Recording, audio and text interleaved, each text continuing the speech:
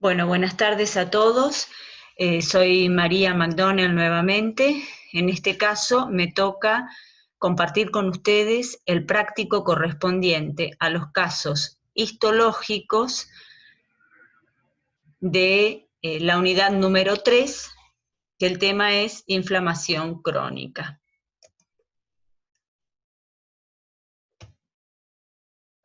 Bueno, en la primera diapositiva vamos a ver una superficie articular. Esto es esquemático, es para que ustedes recuerden brevemente cómo es la normalidad, digamos, la constitución normal de una articulación. Sabemos que tenemos la epífisis del hueso, tenemos por debajo y recubriendo el cartílago articular. Cuando es un paciente joven, tenemos todavía el cartílago de crecimiento que no se ha cerrado y puede apreciarse en un paciente que todavía está en etapa de crecimiento. Y del otro lado, en la otra superficie articular, tenemos nuevamente lo mismo. Tenemos la epífisis ósea, el cartílago articular, y acá resaltamos el espacio virtual que queda entre estas dos superficies articulares, que es lo que denominamos la cavidad sinovial. Esta cavidad va a estar revestida en las articulaciones por la membrana sinovial. Entonces, los componentes de una articulación normal serían la epífisis ósea, el cartílago articular, la membrana sinovial, que recubre toda la articulación, y obviamente el líquido sinovial, que va a ser producido por esta membrana. Acá tenemos la imagen histológica real, donde tenemos nuevamente los mismos componentes.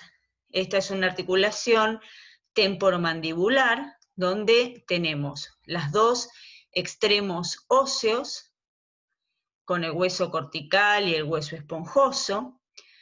Tenemos el cartílago, en este caso articular, y obviamente acá podemos observar la membrana sinovial. Esta membrana delgada que recubre toda la superficie articular y cuya función va a ser darle estabilidad y proveer la lubricación normal de esta superficie articular a través de la formación del líquido sinovial. Una imagen histológica de una sinovial normal. Sabemos que es una membrana delgada, que va a estar constituida por un epitelio o sinobiotelio, que es este epitelio cúbico bajo, de una sola capa celular en condiciones normales, y por debajo un tejido conectivo laxo vascularizado. Estos son todos vasos capilares, algunos congestivos, y un tejido conectivo laxo. Otra imagen donde vemos lo mismo que veíamos en la fotografía anterior. Vemos acá este epitelio sinovial quizás un poco más reactivo, las células están un poco más aumentadas de tamaño, se siguen conservando los capilares y tenemos este tejido colágeno laxo. Las funciones de este epitelio sinovial van a ser la producción del líquido sinovial y a su vez tiene funciones también fagocíticas. Este epitelio sinovial es el encargado, a su vez tiene una función símil macrofágica para realizar la fagocitosis de diversas sustancias. En este caso estamos en presencia también de una sinovial que, si ustedes lo aprecian y lo comparan con la fotografía anterior, se van a dar cuenta que tenemos un revestimiento epitelial que, si bien este aumento no es muy apreciable, pero ya podemos ver que es un epitelio que tiene mayor número de capas celulares, está más reactivo que en la foto pasada, y también lo que llama la atención es la presencia de células inflamatorias que en este caso se van a disponer formando folículos linfoides. En el estroma de la sinovial observamos cierta proliferación vascular aquí, aquí, y además también podemos observar, además de un infiltrado inflamatorio denso, que hay cierto aumento de esa matriz que podría estar dado por tejido fibroso. Entonces, en esta diapositiva tenemos varios componentes. Tenemos un componente inflamatorio, predominantemente conformado por linfocitos. Estos linfocitos muchas veces se van a disponer formando folículos linfoides. En otros sectores van a estar libres dentro de esta sinovial. Va a haber áreas donde va a haber aumento de esa matriz colágena y esto podría corresponder a áreas de fibrosis cicatrizal, y hay sectores también con una destrucción tisular y obviamente con los intentos de reparación a través de esta fibrosis cicatrizal. Entonces, estamos en presencia de los tres componentes que constituyen una inflamación crónica. Sabemos que la inflamación crónica va a estar dada por un estímulo lesivo que va a perdurar en el tiempo y que va a haber destrucción tisular debido a este estímulo inflamatorio, pero a su vez también tenemos un componente de cicatrización, intentos de reparación y cicatrización que va a llevar a la fibrosis tisular. Otra imagen a mayor aumento en este caso. Acá podemos ver el sinobiotelio. Este sinobiotelio forma estructuras como papilares, se le llama sinovitis papilar, hay proliferación sinovial. Vemos también un infiltrado inflamatorio, predominantemente linfocitario, a nivel de este estroma de la sinovial. Vemos cierta proliferación vascular, y hay otro detalle aquí que nos estaría indicando la ruptura tisular, que son los depósitos de este pigmento marrón brillante que es hemosiderina. Esto refleja que ha habido daño tisular con sangrado y con los depósitos secundarios de hemosiderina. Entonces, nuevamente tenemos los tres componentes de la inflamación crónica. Tenemos el infiltrado inflamatorio, tenemos la destrucción tisular y tenemos la fibrosis cicatrizal y los intentos de reparación. Si bien los componentes celulares más importantes en la inflamación crónica, ustedes saben que están dados por lo que nosotros llamamos células mononucleares, es decir, las células que predominan en una inflamación crónica van a ser los linfocitos, los macrófagos, y podemos a veces también tener eosinófilos y mastocitos. Pero los dos primeros, los linfocitos y los histiocitos, van a ser los componentes principales de un infiltrado inflamatorio crónico. A veces, cuando el estímulo lesivo continúa, pueden sobreagregarse también células inflamatorias agudas. En este caso, el proceso es denominado inflamación crónica reagudizada. ¿Y por qué lo nombro? Porque probablemente en el medio de este infiltrado inflamatorio, además de haber linfocitos y de haber histiocitos, haya algún leucocito polimorfo nuclear. Acá tenemos con un poco más de aumento y quizás con menos detalle por la calidad de la foto, pero vemos que el infiltrado inflamatorio es predominantemente mononuclear, donde la célula que más predomina van a ser, en este caso, los linfocitos. Recuerden que estos linfocitos van a ser linfocitos de tipo T. También vamos a tener monocitos que llegan al foco inflamatorio de la sangre circulante y una vez que se encuentran en el tejido van a hacer su conversión hacia los macrófagos. Estos macrófagos, al tratarse de un proceso inflamatorio crónico, ustedes saben que van a estar activados a través de la vía clásica, es decir, la vía que tiene que ver con justamente el proceso inflamatorio crónico. También el sinobiotelio se encuentra levemente aumentado con aumento de la proliferación celular, aumento de la capa celular y con estas células más reactivas. Esta reactividad se produce secundariamente a la irritación por la inflamación.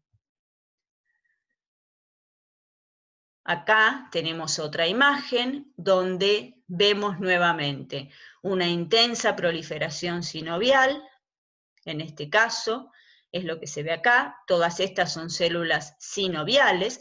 Recuerden las primeras imágenes donde nosotros veíamos un epitelio bajo, cúbico, con una única capa celular, y en este caso, fíjense el aumento del tamaño de las células y por supuesto el aumento de capas celulares. Por otro lado, tenemos también proliferación vascular. Este va a ser también un fenómeno secundario a la inflamación y un fenómeno secundario a los intentos de reparación. Recuerden que la inflamación crónica entonces tiene siempre un componente de intento de reparación y siempre va a cicatrizar por fibrosis.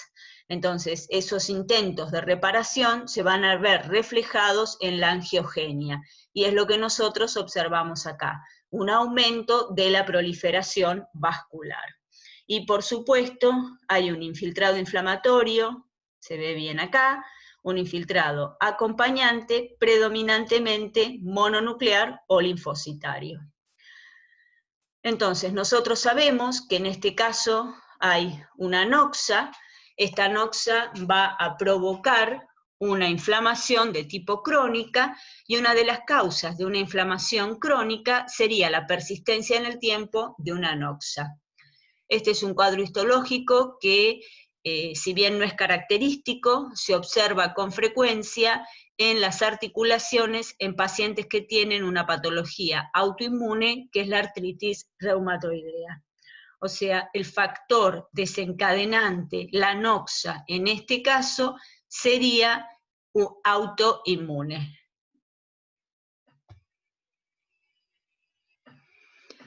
Nuevamente, para observar a mayor aumento, vemos el aumento considerable de espesor de esta membrana sinovial. Obviamente esto va a traer consecuencias a nivel de la movilidad articular, a nivel del cartílago articular y también a nivel del hueso subyacente. Esto va a traer trastornos en la movilidad, va a traer tumefacción y va a traer también dolor en las articulaciones que sufren este proceso. Entonces, la anoxa es una anoxa inmunitaria, autoinmune, que como persiste en el tiempo, va a producir un proceso inflamatorio de tipo crónico. En este proceso, ¿qué observamos? Destrucción tisular, observamos intentos de reparación y, por supuesto, inflamación, dada principalmente por células mononucleares, sobre todo linfocitos de tipo T y monocitos macrófagos. Bueno, pasamos al segundo caso. Acá vamos a repasar un poco lo que es la histología normal del parénquima renal. Estamos viendo a gran aumento una estructura glomerular, el ovillejo glomerular.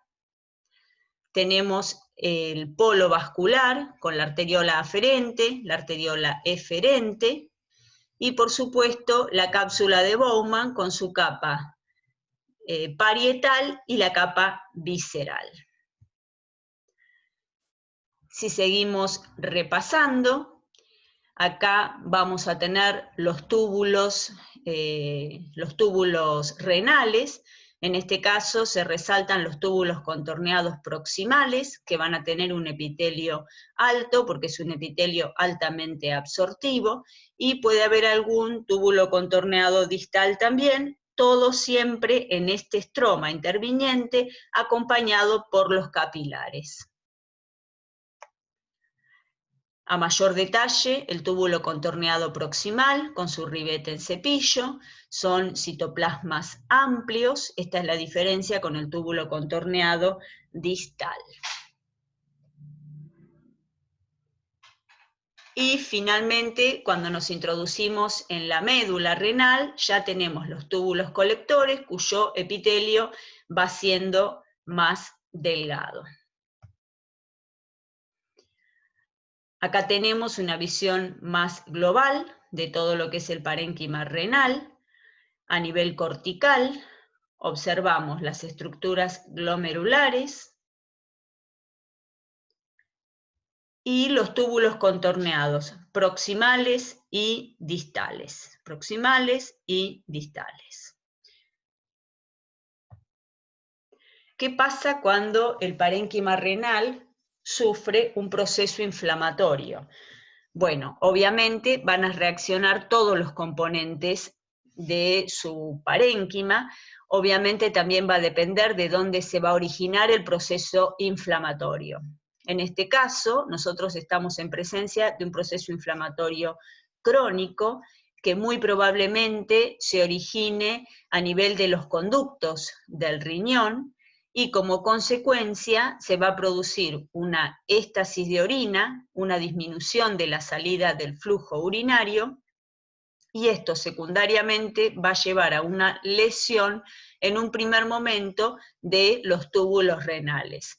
Y si esto persiste, este estímulo lesivo, como podría ser, por ejemplo, una obstrucción congénita a nivel de los uréteres, si esto persiste en el tiempo, va a llegar también a alterar a los glomérulos.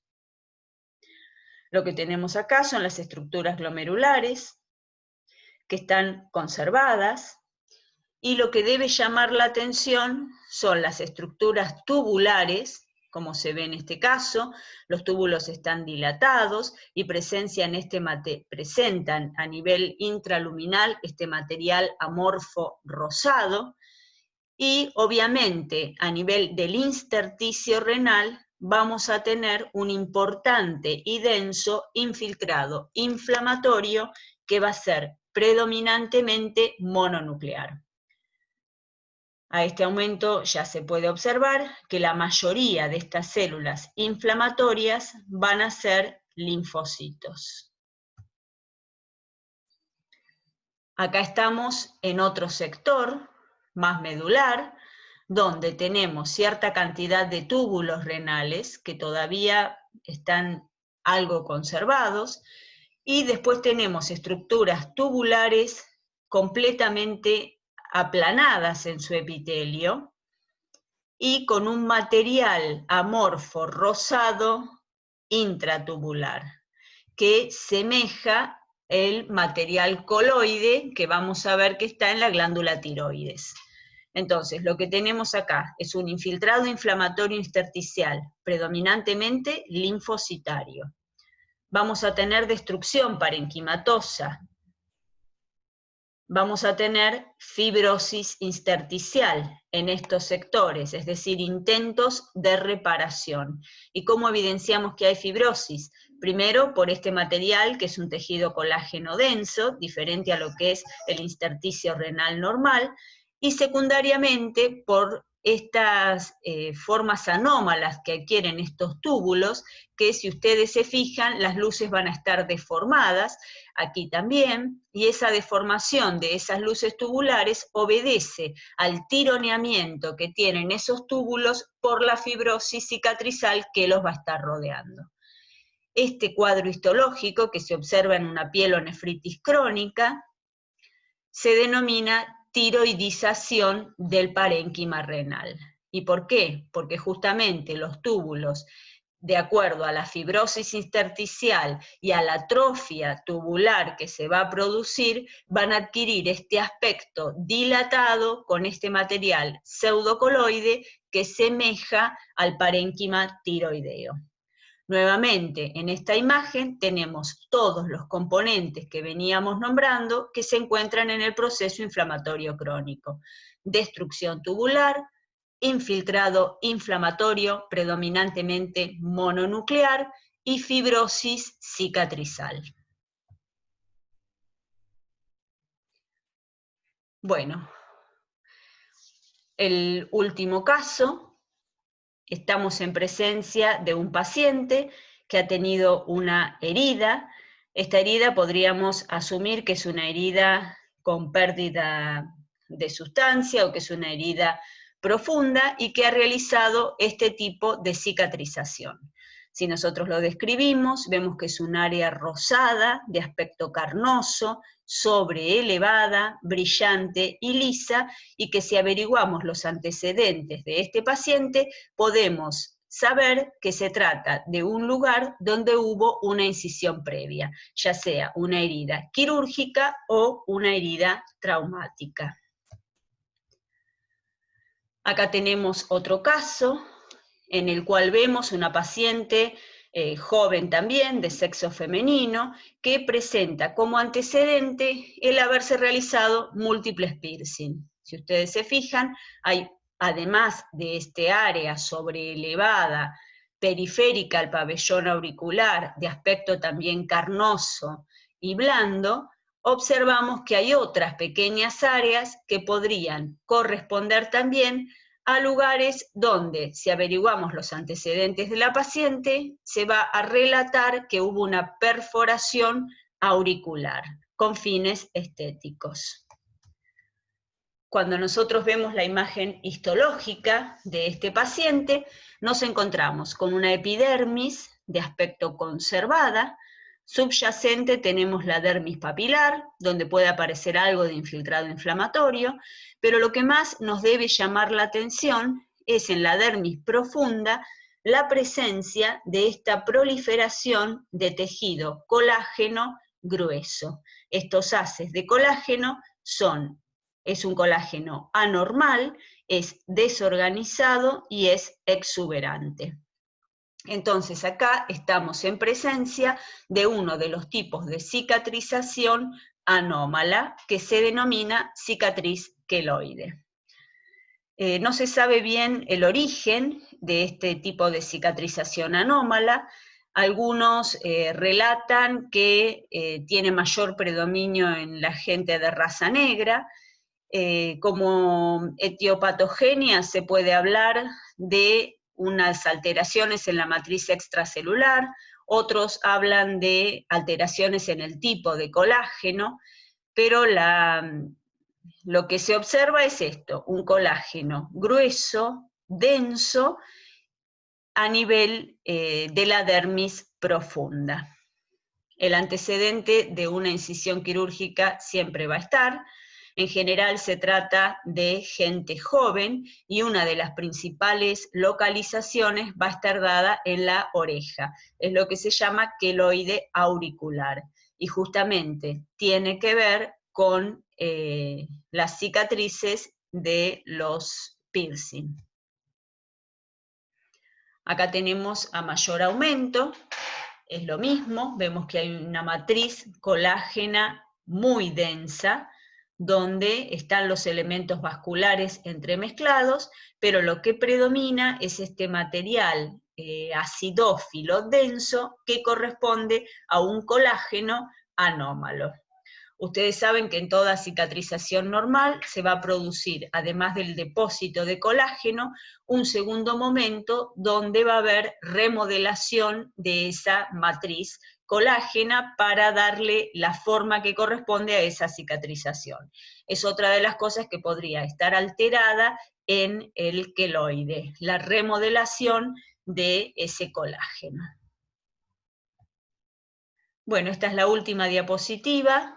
Entonces, repasando, vimos dos ejemplos de inflamación crónica, donde veíamos todos los componentes correspondientes. Si bien estamos en dos tejidos que son absolutamente diferentes, vemos que los órganos van a reaccionar de la misma manera ante el estímulo inflamatorio que persiste en el tiempo, el estímulo inflamatorio crónico. Y finalmente, el último caso se trató de una forma de cicatrización aberrante que va a estar dada por la cicatrización de tipo coloide. Bueno, muchas gracias.